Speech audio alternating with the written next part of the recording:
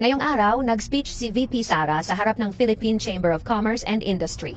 Sa mga hindi nakakaalam, ang PCCI ay samahan ng mga maliliit at malalaking negosyante sa buong Pilipinas.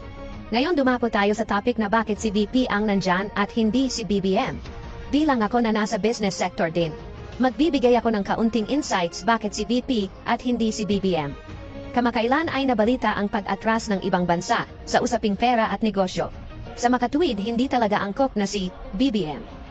Sinigundahan pa ni MVP ang balita tungkol sa ang corruption ay delikado sa ekonomiya ng bansa. Yan ang patunay na habang tumatagal, mas nagiging importante si VP kaysa kay BBM. Kahit mga negosyante na nagpapagalaw ng ekonomiya ng bansa, ay tinuturing na mahalagang imahe si VP. Kung nakita nyo sa balita noong nakaraang buwan, ay bumubuhos ang mga investment sa Davao City. Pag ikaw ay isang national leader at walang tiwala sa iyo ang mga negosyante, ibig sabihin wala kang silbi sa ekonomiya.